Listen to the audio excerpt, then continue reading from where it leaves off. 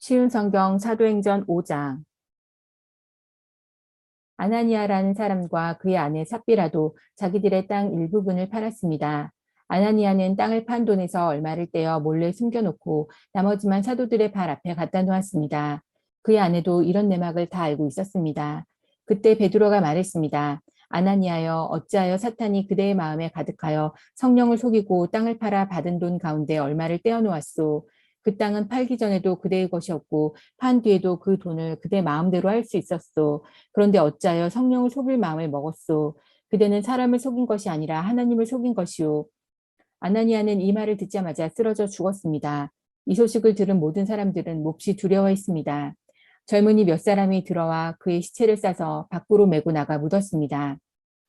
3시간쯤 지나서 아나니아의 아내 삽비라가 들어왔습니다. 삽비라는 방금 전에 무슨 일이 일어났는지 전혀 몰랐습니다. 베드로가 삽비라에게 물어보았습니다. 그대와 그대의 남편 아나니아가 땅을 팔아서 받은 돈이 이것뿐이요. 삽비라는 예, 그것뿐입니다. 라고 대답했습니다. 베드로가 다시 말했습니다. 어찌하여 그대와 그대의 남편은 서로 짜고 주님의 성령을 시험할 수 있단 말이오. 보시오, 그대의 남편을 장사 지내고 온 사람들이 문 앞에 있으니 그들이 그대를 메고 나갈 것이오. 그 말이 끝나자마자 삽비라는 베드로 앞에 쓰러져서 죽었습니다. 그 순간 젊은이들이 들어와 삽비라가 죽은 것을 보고 그녀를 밖으로 메고 나가 남편 곁에 묻었습니다. 온 교회와 이 일을 들은 모든 사람들이 큰 두려움에 사로잡혔습니다. 사도들은 백성들 사이에서 많은 표적과 기적을 행했습니다. 믿는 사람들이 솔로몬 행각에 자주 모였습니다. 그들은 백성들에게 칭찬을 받았습니다. 하지만 사람들은 감히 믿는 사람의 모임에 끼어들지 못했습니다. 이런 중에도 주님을 믿는 사람들은 점점 더 많아졌습니다. 그리하여 남자나 여자나 믿는 사람의 수가 크게 늘어났습니다. 그러자 사람들은 베드로가 지나갈 때면 병자를 길에 데리고 나와 침대나 자리에 눕혀놓고 베드로의 그림자라도 그들에게 덮이기를 바랐습니다. 예루살렘 주변의 여러 마을에서도 사람들이 몰려들었습니다. 그들은 병자와 악한 귀신에게 시달리는 사람들을 데려왔으며 그들은 모두 고침을 받았습니다. 대제사장과 사두개파에 속한 그의 모든 동료들은 사도들을 향한 시기심이 가득하였습니다. 그들은 사도들을 붙잡아 감옥에 가두었습니다. 그러나 밤중에 주님의 천사가 감옥 문을 열고 사도들을 밖으로 데리고 나가며 말했습니다. 너희는 가서 성전에 서서 이 생명의 말씀을 백성들에게 다 전하여라. 사도들은 이 말을 듣고 아침 일찍 성전으로 가서 가르치기 시작하였습니다.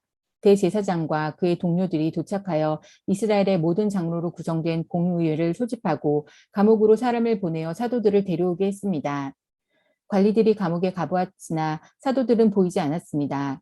그들은 돌아와서 그 사실을 알렸습니다.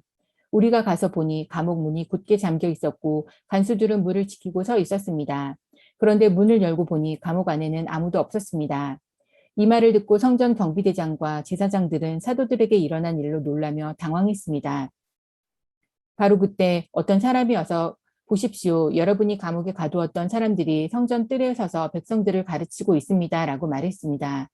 그러자 성전 경비대장은 그의 부하들을 밖으로 데리고 나가 사도들을 다시 잡아왔습니다. 그러나 그들은 사람들이 자기들에게 돌을 던질까 두려워 폭력을 쓰지 않았습니다. 성전 경비대에 속한 사람들이 사도들을 데려와 공회 앞에 세우자 대제사장이 사도들에게 물었습니다. 우리가 이 이름으로 가르치지 말라고 단단히 주의를 주었는데도 그대들은 예루살렘을 온통 그대들의 가르침으로 채워놓았소. 그리고 예수를 죽인 책임을 우리에게 넘기려 하고 있소. 그러자 베드로와 다른 사도들이 대답했습니다. 우리가 사람이 아니라 하나님께 복종해야 하는 것은 당연한 일입니다.